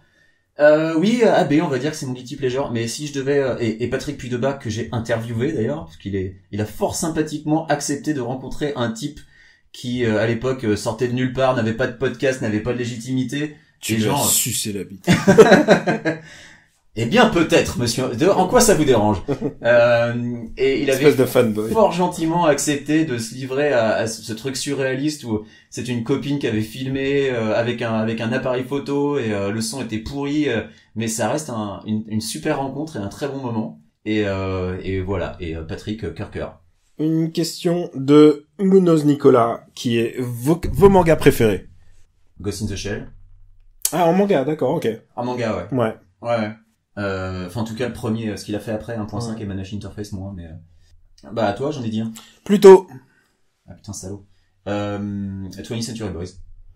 Ah ouais, je suis pas très fan de la fin, mais ouais, je suis d'accord. Et sinon, alors, je suis très fan de Kozule Ogami, donc Baby Cart. Baby Cart, ouais. Ouais. Qu'est-ce que je peux citer En d'autre? shonen, je suis très très fan de Yu Hakusho. J'ai jamais vraiment accroché, moi. En fait, il y a un Yu moment, il m'a perdu. Hakusho, c'est le shonen un peu décalé, quoi. Ouais. Mais bien sûr, Enfin, tu veux dire Robert et les fantômes. ouais, voilà. J'adore Ashita no Joe. Ah, moi, je suis vieux T'es manga. plutôt old school, ouais. Ouais. Mais Tiens, ouais. si j'avais mon armoire devant moi, ma bibliothèque avec tous les mangas que Ouais, j'ai pu bien acheter, sûr. Bouddha Ah, Bouddha de Tezuka. Ouais. C'est peut-être mon manga Tezuka préféré. J'ai eu vachement plus de mal avec Blackjack, je sais pas pourquoi. Ah, moi, moi, c'est Blackjack, mon préféré. Ouais, j'aime beaucoup Blackjack, hein, mais Bouddha, pour moi, c'était une évidence, quoi. C'était le truc, mais j'ai accroché tout de suite et j'ai trouvé ça formidable. Je me suis quand même pris une baffe dans la gueule quand j'avais lu Video Girl High à l'époque. Oh. Ouais, j'avoue, j'avais un petit cœur d'artichaut, tu vois. J'étais un petit romantique. Et je sais même pas s'ils sont encore réédités, les Video Girls, ils doivent pas être évidents à trouver maintenant. Enfin, j'en sais rien, peut-être qu'ils sont réédités, en fait. J'étais dans une librairie avec un copain en début de semaine, et en fait, je suis un peu perdu dans l'offre actuelle. Ah ouais? Je m'y retrouve plus, peut-être parce qu'il y a trop de trucs différents qui sortent, et que du coup, je suis un peu perdu. Mais c'est vrai que j'ai terminé les séries, tu vois, quand je me suis expatrié, j'ai continué à acheter des mangas que j'achetais déjà en France. Donc je les commandais, je commandais les versions françaises. Et j'ai jamais eu vraiment envie de commencer une nouvelle série. Donc j'avais terminé plus tôt, je continue Berserk parce que ça continue de sortir. Mais je crois que Berserk c'est la dernière que j'achète encore et j'en ai pas commencé de nouvelles. J'ai lu un peu les Arsène Lupin qui sont sortis chez Kurokawa, qui sont sympas. Mais il n'y a pas vraiment eu de nouveaux mangas récents. Si, j'aime bien One Punch Man par exemple, mais c'est vrai que je ressens pas le même plaisir que quand je lisais les GTO à l'époque. Une autre question de Arnaud Lehu qui est, et ça c'est très spécifique, quelle est votre histoire favorite des 4 Fantastiques hors Secret Wars 2015? Tu veux que je me lance tout de suite? J'en ai une. Ah, vas-y. J'en ai une. C'était une histoire qui était parue dans un Nova, donc édition Lug, c'était genre dans les années 80. Ah, donc c'est John Byrne. Et ça m'avait marqué parce que j'étais trop jeune pour vraiment comprendre ce qui se passait. Et je suis retombé dessus, je sais plus comment, genre je rangeais des vieilles BD. Et c'est donc une histoire où le père de Alicia Masters, donc Philip Masters, qui est le Puppet Master. Le Puppet Master, comme dans Ghost in the Shell d'ailleurs, il réussit à faire revivre leur passé à la famille Richards, pour donner à sa fille l'existence qu'il aurait voulu qu'elle ait, en fait. Il les rapetisse dans une mini-town. Il les rapetisse dans une ville miniature. Oui, je vois très bien, c'est John Byrne, mec. Et c'est, voilà, et les dessins sont extraordinaires. Et l'histoire est géniale. Et c'est quoi, c'est 40 pages? C'est 2 numéros. C'est 2 numéros? Enfin, c'est un one-shot qui doit, à l'époque, a dû sortir dans ce qu'ils appelaient les récits complets Marvel. C'est comme ça qu'ils Non, il est sorti dans Nova, vraiment, je me souviens. Mais ils l'ont bien dû sortir dans un RCM, non, après? Je sais pas. Non, je pense que c'est sorti vraiment dans Nova. Enfin, en tout cas, ça fait partie donc de la série régulière des 4 Fantastiques. Je crois que ça s'appelait Terror in Tiny Town. Terror in Tiny Town. Ouais, et l'idée en fait, c'est que Puppet Master a foutu leur psyché dans des petites poupées, dans des corps artificiels. Parce que Puppet Master, quoi, c'est vraiment, et ils revivent une vie parallèle dans un monde où ils ont une vie normale. Où ils ont une vie normale, et au fur et à mesure, Red Richards se rend compte que c'est pas possible. Ouais. Et c'est super bien, c'est John Byrne. Et je pense que c'est une des meilleures histoires de John Byrne. Et c'est super bien parce que, et on en avait parlé quand on avait parlé de Secret Wars, du fait que Ben Grimm, c'est un mec qui est archi torturé parce que il en voulait pas de ce pouvoir et que ça lui pourrit la vie, et c'est pour ça qu'il y a un mur dans Secret Wars et que ça lui convient très bien. Et évidemment, dans cette histoire de John Byrne, bah oui, lui avoir une vie d'humain normal avec la fille qu'il aime, c'est tout ce qu'il a toujours voulu. Donc il y a pourquoi partir?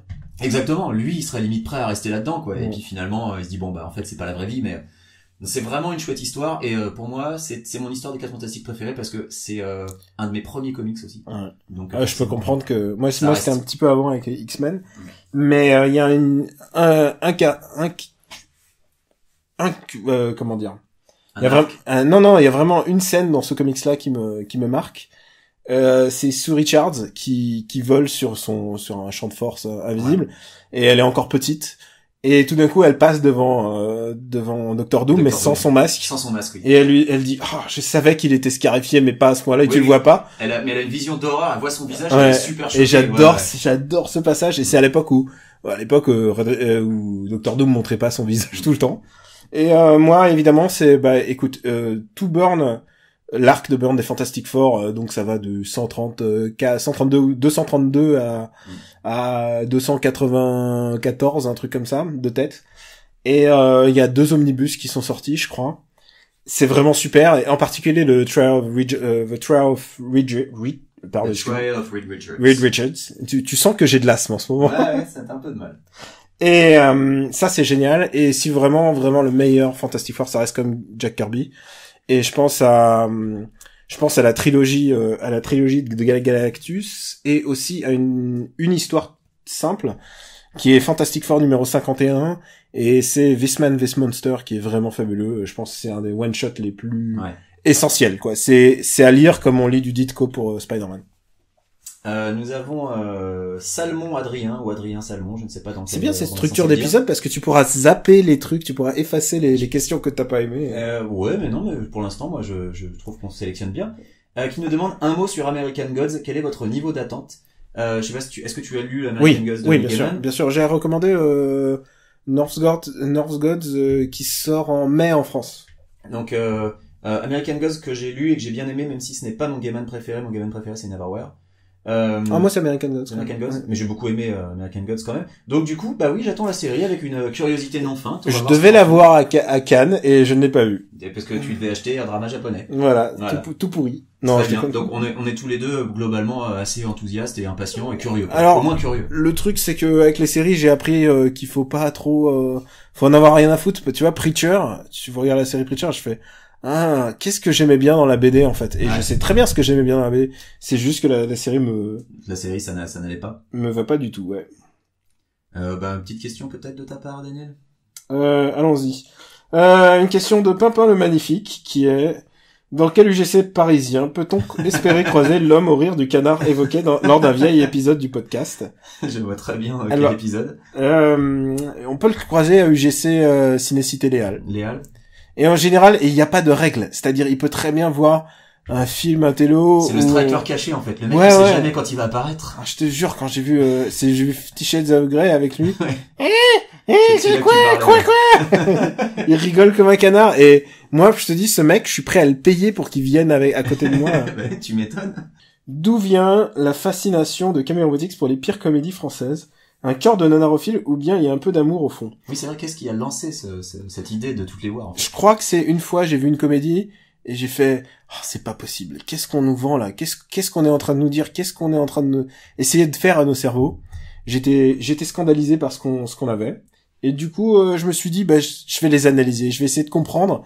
À la manière d'un bouquin de Kessler qui s'appelle The Act of Creation, que j'adore, où il décompose complètement une blague. Et genre, il explique pourquoi une blague est drôle, et il explique mathématiquement pourquoi une blague est drôle. C'est passionnant. Et là, je me suis dit, je vais m'expliquer au moins à moi à quoi ça rime toutes ces comédies. Et voilà pourquoi je me les enquille toutes depuis 7 ans. Et maintenant, grâce à MDR, j'ai une team de gens qui se relaient pour m'assister dans ce lourd défi. Tu as des victimes qui t'accompagnent. C'est des victimes, mais en même temps, ils sont heureux d'être là. Et ouais, je suis très content de faire MDR. Et puis, s'il y a j'ai de la tendresse pour une comédie qui est vraiment pas drôle, mais que tout d'un coup, il y a un gag qui va fonctionner. Un seul. Parfois, on en est à ça. Parfois, ça sauve le film. Ça sauve le film, et c'est pour ça que j'ai un peu de cœur pour celle-là. Sinon, je n'ai absolument pas de cœur pour ces deux. Il faut que ça soit bien. Alors, il y a une question que je vais te montrer qu'on va se garder pour la fin, je pense. Celle-ci. Laquelle? Qui commence par pensez-vous. Ah, d'accord. Celle-là, je pense qu'on peut la garder pour la fin. Du coup, nous avons François Matt qui demande: vos journées comptent-elles bien 24 heures comme les miennes? Là-dessus, je pense qu'on peut répondre oui, même si des fois c'est compliqué. Mais surtout, comment s'est passée votre rencontre chez GK? Est-ce que tu veux raconter? Non, toi, tu racontes mieux.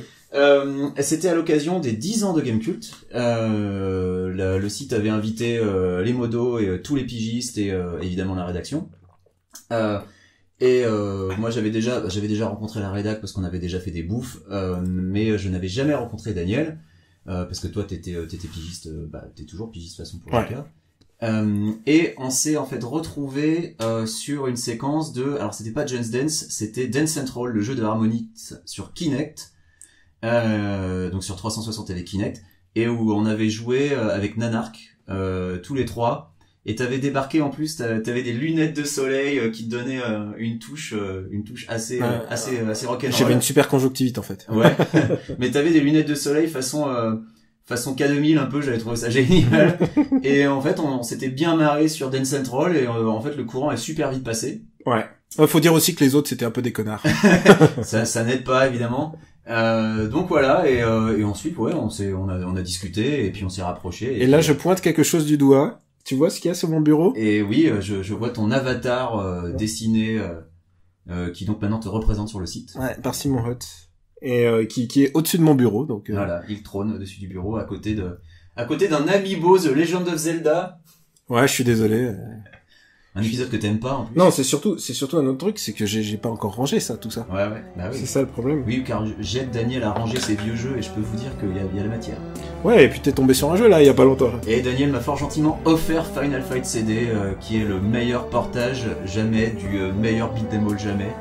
Final Fight, mon jeu de cœur, et la version Mega CD était extraordinaire avec des musiques CD formidables et un jeu qui honnêtement, enfin, pour de la Mega Drive, c'est incroyable, c'est quasiment arcade perfect, tellement meilleur que le portage Super Nintendo qui est horrible, donc Final Fight CD pour toujours dans mon cœur. Merci Daniel, ce cadeau. Je t'en prie, on va se mettre les musiques après. Ouais.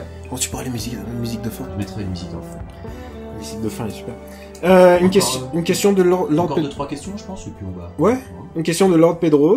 Vos sensations sur les titres Rebirth de DC? Bah moi j'ai lu que le Batman pour l'instant de Tom King. De King et Fish. Donc évidemment je n'ai pas pour l'instant et j'aime beaucoup. I Am Gotham. Voilà, I Am Gotham et maintenant il est I Am Bane. Eh bien écoute, j'ai hâte, mais comme je l'ai lu en hardcover, moi je suis en retard, donc j'ai pas un avis global, mais pour l'instant j'aime bien. J'ai lu une très grande partie de Rebirth, et alors il y a des trucs que j'adore, et je pense que ça mériterait de faire une émission entière. Ouais. J'adore le Rebirth de Superman, est génial. Juste pour expliquer à Benjamin, en fait Superman est mort, le Superman New 52 est mort. Mais il y a un autre Superman. Il y a un autre Superman qui était là pendant tous ces 5 ans. Il faut 6 ans que ça a duré. Il était planqué avec sa famille et son gosse. Il plantait ses navets dans Animal Crossing. Exactement. Il était fermier. Et il était caché. Et puis maintenant que l'autre Superman est mort, il s'est dit, je reviens. Et il s'est rasé. Il est revenu. Alors qu'il avait une grosse beubare de beau gosse. Batman, donc c'est super. La surprise, c'est que... Imagine s'il était débraillé en t-shirt, c'est indigne de la fonction de Superman. Exactement. La surprise, c'est que Suicide Squad est bien. Genre le comics Suicide Squad est j'ai eu très peur. Le comics Suicide Squad est bien. Et il y a eu un crossover Suicide Squad Justice League qui était vraiment très bien. D'accord. Genre c'était la bonne surprise. Et pour moi, le meilleur comics de ce Rebirth de loin, c'est Green Lanterns. Et alors je me prononce bien Green Lanterns avec un S, puisque c'est pas du tout Green Lantern Hal Jordan. C'est deux autres Green Lanterns qui étaient des Green Lanterns apparus dans les New 52 et qui étaient très sous-exploités. Il y avait j'ai un trou de mémoire sur les noms. Il s'appelle Baz. Le mec s'appelle Baz et il est musulman. Et la première fois qu'on l'a vu dans New 52, il s'est fait incarcérer pour terrorisme, alors qu'en fait, il venait juste que de voler une voiture. C'est la pire origine de tout ce que tu peux imaginer. C'était écrit un peu avec condescendance. Et ils en ont fait et là, le fait de Rebirth, ils en ont fait un personnage vraiment intéressant qui est un Green Lantern paradoxal qui est à la fois un Green Lantern et qui porte un gun parce que il se dit merde, qu'est-ce qui se passe si jamais mes pouvoirs s'arrêtent? Et il est un peu angoissé, donc il a besoin d'avoir une arme à ses côtés. Et l'autre Green Lantern, ça a aussi très mal commencé pour elle, puisque elle a été prise par une bague maléfique, et qui littéralement, elle faisait d'elle une victime. Ses origines font d'elle une victime, en fait. D'accord. Puisque la bague lui disait, haha, tu vas être mauvaise, laisse-toi aller au côté obscur de la force, enfin, tu vois, ce genre de truc. Et elle passait son temps à résister, mais en fait, elle était une putain de victime, quoi. Ouais. Et là maintenant elle s'est échappée de tout ça, mais et ce qui se passe dans Green Lantern, c'est que c'est le duo entre ces deux Green Lantern qui ont rien à voir ensemble, mais qui essayent d'apprendre à être Green Lantern. Et en plus ils ont la même lanterne qui les recharge. Ils en ont qu'une seule pour deux, ce qui fait qu'ils sont obligés de faire équipe ensemble. Et c'est vraiment très très bien écrit. C'est intéressant que ça soit deux minorités ensemble dans un même comics. Ouais. Et je trouve ça vraiment pas mal. Je trouve ça vraiment, c'est la bonne surprise de ce relaunch. D'accord. Ils ont vraiment beaucoup de charme tous les deux. Green Lanterns avec un S. Je pense que c'est publié en français. Si ça va être chez Urban comme d'hab. Je suppute. Voilà, Green Lantern, c'est mon coup de cœur de ce Rebirth. D'accord. Bon, on approche de la fin. Une petite question. Vous arrive-t-il encore souvent de jouer en multi dans la même pièce, ou préférez-vous peut-être les jeux en solo? Donc moi, comme je l'ai dit tout à l'heure, en multi chez moi ça n'arrive quasiment jamais. Par contre, quand je vais chez des amis où il y a le fameux vidéoprojecteur et la Wii U, là oui, on joue en multi mais dans la même pièce la plupart du temps. Je joue rarement en multi online au final, à part quand c'est pour jouer à Street, mais je ne joue plus à Street 5 de toute façon quoi qu'il arrive. ou alors pour jouer à Quake, et dont je rate la clause bêta, comme vous le savez. Donc, est-ce que je préfère les jeux solo? Bah, quand je suis chez moi, tranquille dans le fond de mon canapé, généralement, oui, je préfère les jeux solo. Pour jouer en multi, je vais chez des amis. Et toi, Daniel, tu joues encore en multi dans la même pièce? Bah, bientôt, avec toi. Je sais pas quel jeu on va trouver, vrai, mais on va trouver un jeu. On va faire un jeu tout à l'heure. Mais sinon, à part ça, t'es plus jeu solo ou plus jeu multi, en fait? Ou jeu multi online? Je suis assez jeu solo, en fait. Jeu solo, moi, mais de fait, quoi, c'est parce que... Mais après, je dis ça, mais si Quake Champions est bien, je vais y passer des heures, tu vois, comme je passe des heures sur Quake Live, ou comme j'ai passé des heures sur Team Fortress 2, donc bon, j'ai pas... Enfin, ça dépend des périodes, je dirais. J'ai des périodes où je suis plus online, et des périodes où je suis plus solo. Mais il faut vraiment qu'un titre, faut que j'ai un coup de cœur sur un titre, en fait. Écoute, je pense qu'on peut peut-être... Attends, j'avais une dernière question. Bah, on a une dernière question. Et en plus, on peut essayer de répondre de concert en même temps. Oui, ouais. Alors, c'est pas la question de Gamera qui est quelle est la meilleure religion. Ça, on a décidé de pas la répondre. Celle-là, j'ai décidé no comment. Je ne pense pas qu'il y ait de meilleure Évidemment, religion. c'est le christianisme, puisqu'ils ont imposé le calendrier. Eh bien, écoute, je suis responsable de ces propos, Daniel. C'est une blague de Louis C.K. dont le spectacle est maintenant qu'on a vu en live l'année dernière justement avec Henri Michel est disponible sur Netflix depuis hier. Si vous avez les possibilités de mettre hors d'état de nuire définitivement et pacifiquement Morandini au Durandal, lequel choisissez-vous? C'est encore Gamera qui est très taquin. Moi je choisis quand même Morandini parce qu'on n'a pas réussi l'année dernière quand même. Et justement, il y a une autre question de Praedon, je crois, Praedon Ness, je ne sais jamais comment ça se prononce. Notre camarade aussi. Qui est aussi, voilà, un auditeur fidèle, qui demande quel est l'épisode ayant eu le plus de succès, et c'est justement le Morandini. Ouais, le Morandini, a eu un succès fou, parce que apparemment la Morandinosphère, a dû tomber dessus par accident, je pense. Ils ont peut-être pas écouté longtemps. Je n'en sais rien, mais je saurais pas dire combien il a eu d'écoute exactement, parce que j'ai pas les chiffres sous les yeux, mais c'est celui qui a le plus marché. Ouais, proportionnellement par rapport à l'existence d'After Eight. Ouais. Je pense que maintenant... Même en valeur absolue, je pense. Je pense qu'aujourd'hui, maintenant, n'importe quel épisode marche mieux, mais... J'ai pas les chiffres. Et sinon, moi, je me débarrasse de Durandal, comme ça, on dégage les deux. Oui.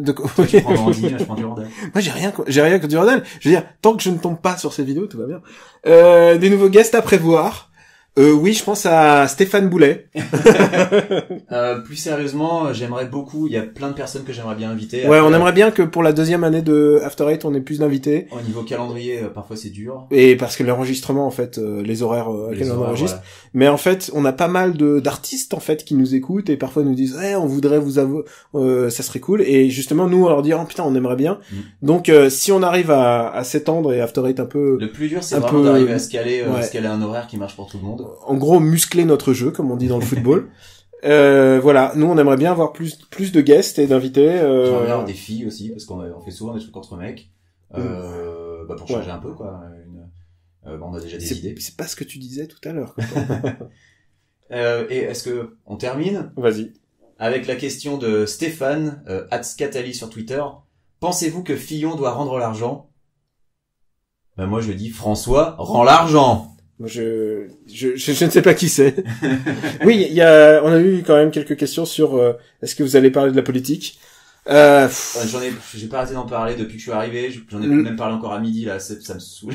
Le problème, c'est que c'est compliqué d'être rigolo avec la politique. On avait fait ça dans un tout premier épisode où on avait comparé à Game of Thrones. Et ça avait plutôt bien marché parce qu'on était hors saison, on était hors compétition.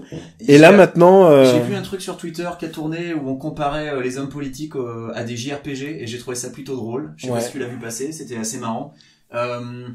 Honnêtement, j'ai live tweeté le débat à 11 parce qu'il y avait des trucs quand même qui étaient, mais il y a eu des trucs très. Moi, je me suis endormi. Pas endormi, mais j'avais du mal à suivre, moi, quand même.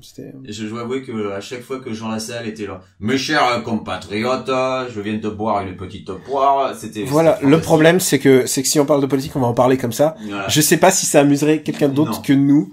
On préfère parler de choses plus rigolotes. Ou ce qu'on verra pour les prochaines émissions, par exemple, j'aimerais en apprendre plus sur vous. Quick aux States, depuis quand? Et pourquoi, Daniel, les origines russes? Pourquoi t'as des origines russes? Je ne sais pas. J'espère mener l'enquête à bien. La passion du Japon, vos backgrounds. On aura toute l'occasion de revenir au fur et à mesure de l'année. Je vous hais tous au plus haut point. Vous et puis toute votre clique de terroristes. Vous n'êtes qu'un sale gang d'assassins de bas étage, des putains d'enfoirés qui font chier la terre entière. Donc si vous voulez vous adresser à moi, Essayez plutôt de causer à mes burnes. Est-ce que t'as une reco? Oui, j'ai une reco. Vas-y. Comme j'ai entendu Stéphane Boulet recommander un jeu de plateau, je me suis dit, mais oui, excellente idée Stéphane Boulet. On devrait l'inviter plus souvent, ce gars-là. Je vais recommander un jeu qui s'appelle Secret Hitler. What? Et oui, c'est un jeu qui a été kickstarté. Je connais Secret Girls, mais pas Secret Hitler. Et Secret Hitler, c'est un jeu qui est un peu dans la veine de Mafia ou du Loup-Garou, où c'est un jeu à identité secrète. Ça peut rappeler aussi Bang pour les gens qui connaissent, un jeu qui s'appelait auparavant Wanted, et je pense qu'ils ont eu un problème de copyright. Donc c'est un jeu à identité secrète. Au début du jeu, on a une carte qui dit voilà, vous êtes tel personnage. Donc en fait, vous pouvez être soit un démocrate, soit un fasciste. Et si vous êtes un fasciste, vous pouvez aussi être Hitler. Et le but du jeu pour les fascistes... Parce que démocrate Hitler, non. Non. Et le but du jeu pour les fascistes est soit de se débarrasser de tout le démocrate, soit d'arriver à faire passer 6 lois fascistes, je crois. Alors, ça fait longtemps que j'ai pas joué, donc je peux me gourer sur les règles, mais en gros, le pitch, c'est ça. Parce qu'il y a des règles dans le fascisme. Il y a des règles du jeu, en tout cas. C'est super bizarre. Et l'objectif pour les démocrates, c'est de flinguer Hitler. Et comment ça se passe? À chaque tour, on essaie de faire passer une loi, et donc la loi peut être soit fasciste, soit démocrate. Et comment ça se passe? On donne 3 cartes à une personne qui est le vice-chancelier, qui de son côté va donner 2 cartes au chancelier, et le chancelier tourne à chaque tour, et désigne un vice-chancelier. Et ensuite, il y a une carte qui est posée sur la table du jeu, et on sait quelle carte c'est. On sait si c'est une carte fasciste ou une carte démocrate. Les 2 autres cartes ont été éliminées, on ne sait pas. Seul le vice-chancelier et le chancelier savent. Et donc, il y a des discussions, genre, mais là, t'as posé une carte fasciste, si t'es un démocrate, est-ce que ça veut dire que t'avais 3 cartes fascistes qui t'ont été proposées? C'est des cartes qui sont tirées au hasard. Et en fonction de la persuasion et d'une certaine logique de ce qui a pu être posé, t'arrives à déduire si telle personne est fasciste, si telle personne est démocrate, et si telle personne est Hitler.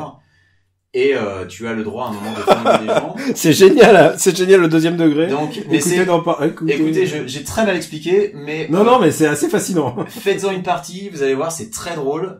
C'est en gros... s'il y a des gens par exemple qui ont déjà joué au Loup-Garou et qui ont trouvé que c'était chiant parce que déjà c'est interminable, c'est long, et en plus quand on se fait crever au début, bah ensuite on fait plus rien pendant 45 minutes. Secret Hitler, c'est des parties qui sont assez rapides, généralement ça dure 20 minutes, et on se marre vraiment bien.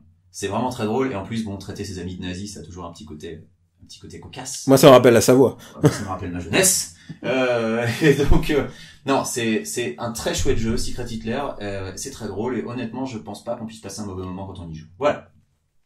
Bah, toi, Daniel, ta reco. Ma reco, c'est un comics, c'est Captain America Steve Rogers.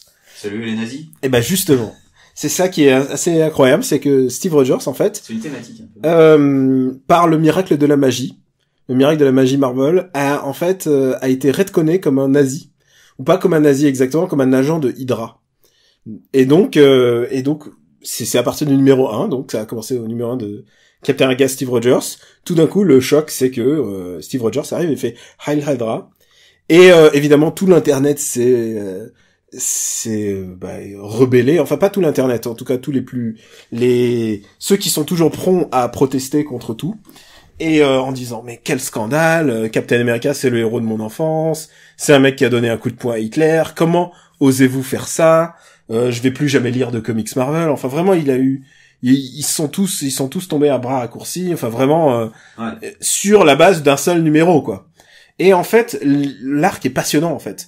Parce que du coup, Captain America, en fait, ses origines ont été réécrites magiquement. Donc, il a eu des amis d'enfance différents. Il a eu d'enfance différentes. Et donc, on apprend où est-ce que le mal est rentré dans sa vie.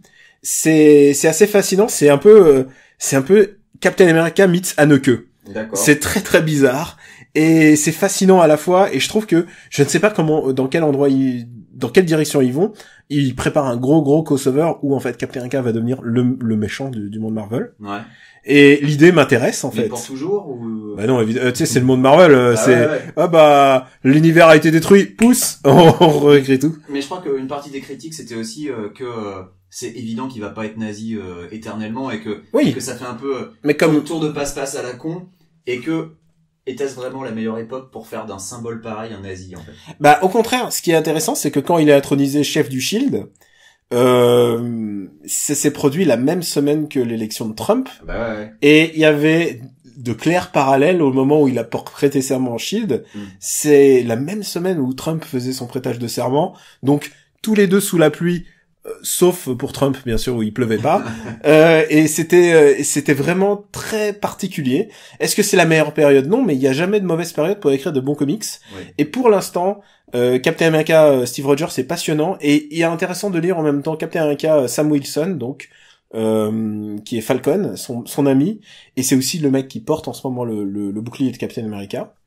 Il est un autre Captain America, c'est exactement ça. Et lui, il est street level. Il est en ce moment en train de protéger des gars qui se font tabasser dans les rues, des noirs évidemment, par la brutalité policière. Donc il y a vraiment un vrai contexte politique intéressant à lire Captain America, les 2 titres Captain America en ce moment.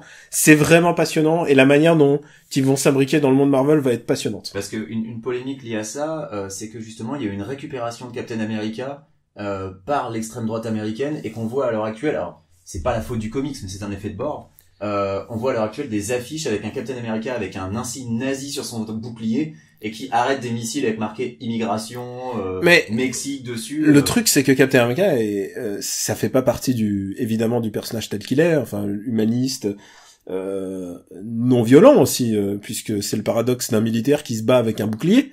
Faut pas oublier qu'il se bat avec une arme défensive quoi. Et on peut récupérer Captain America pour faire n'importe quoi. C'est le paradoxe de tous ces mecs-là. Mais moi, le premier comics Captain America que j'ai vu, que j'ai lu de ma vie, j'étais gamin, il avait une croix gammée à la place de l'étoile sur son bouclier, et il s'était fait hypnotiser par Dr Faustus, tu vois. Donc oui, mais je savais déjà à l'époque que il fallait que je lise l'épisode suivant pour comprendre que c'était pas l'état normal de Captain America. Tous les comics sont une espèce de trappe de secours dans lequel finalement il a été buté. Ah non, il a été buté par une balle magique qu'il a envoyée chez les dinosaures. Comme Kennedy, une balle magique. Oui, voilà. Il y a toujours un truc dans les comics pour revenir au statu quo. Mais le truc c'est que là, c'est vraiment passionnant et ça s'imbrique bien avec d'autres comics et comme je vous ai recommandé ça, peut-être que j'en ferai d'autres recos dans le même genre.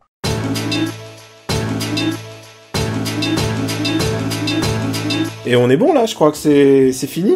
Mais oui, c'est la fin de Quicks, où peut-on te retrouver? 36e épisode. 36e épisode, on s'en fout, on sait très bien où on peut te retrouver. @Quicks, @Camille_Robotics. Camille Robotics sur Twitter, sur Gamecult, toi niveau article, moi niveau forum. Super Ciné Battle. MDR. Ouais. Alors il y a des gens qui nous avaient dit qu'ils avaient du mal à trouver le podcast MDR. Si vous cherchez MDR podcast sur Google, c'est la première réponse iTunes. Même aux États-Unis. Donc a priori, ça doit quand même se trouver. Vous pouvez nous retrouver sur afterite.fr. On est dispo sur YouTube aussi. Et n'hésitez pas à nous mettre des petites étoiles sur iTunes parce que c'est ça qui nous fait connaître en fait. C'est ça qui aide à notre référencement. À notre référencement. Et puis je crois que c'est tout. Si vous nous aimez, si vous nous aimez pas, vous pouvez juste nous ignorer. Parlez d'After Eight autour de vous. C'est la seule manière dont on a à se faire connaître. C'est la seule manière dont on dispose, puisque on est des très indépendants, on va dire. La coercition n'a pas fonctionné, le kidnapping non plus, donc on est réduit à ça maintenant. Voilà, c'est tout. Bon, merci encore une fois, et on vous dit à très bientôt pour un épisode normal. Plus normal. À la sonorité normale, j'ai envie de dire. Alors oui, écoute, je pense qu'il y aura encore de l'écho dans le résultat final, parce que ton petit château en Dordogne est très cosy, je tenais à le dire, Daniel, j'apprécie beaucoup. Mais non, on n'est pas en Dordogne. On est en Autriche. Mais voilà, on va essayer de toute façon d'affiner au niveau du son parce que oui, l'écho c'est pas un truc facile à gérer. Mais bon, il reste encore 40 bouquins de comics à déballer. Voilà, puis sinon tu tapisseras tes murs avec des emballages d'œufs. Ouais, c'est ce que fait Pape. Exactement. À bientôt. Bisous. Does it only make it harder to let the feeling linger, to drag it out a little longer? Does it put your mind at ease? But you're the one who brought them here. You're the one who has to take them when you leave.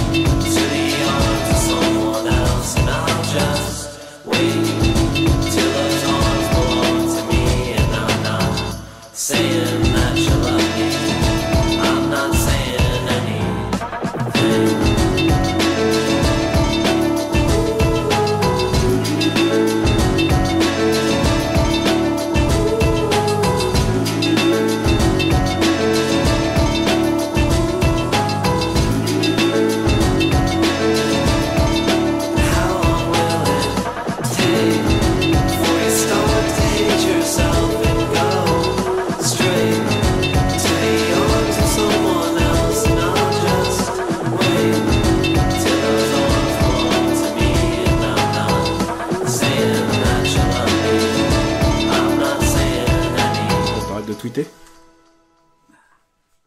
Ah, t'arrêtes de tweeter, hein. Mais oui. Bon. Je vais essayer de faire le moins de bruit possible avec mon fauteuil. Si tu veux, prends un tabouret, c'est pour... Parce que... Ok, on prend un tabouret. Putain, tu fais tout est sur le mec. Non, mais c'est Eh, histoire papa, regarde, je fais du bruit avec mon c'est- fauteuil. Mais c'est histoire que ça se produise pas pendant l'épisode, Daniel. Oui, bien sûr. Eh, Par papa. contre, putain, j'arrête pas de mâcher sur des câbles et de me niquer les pieds. Où est-ce que je trouve un tabouret? Il y en a 2 dans le salon. Tu sais, c'est les petits tabourets d'arcade. Ok. Parfait. Je sais.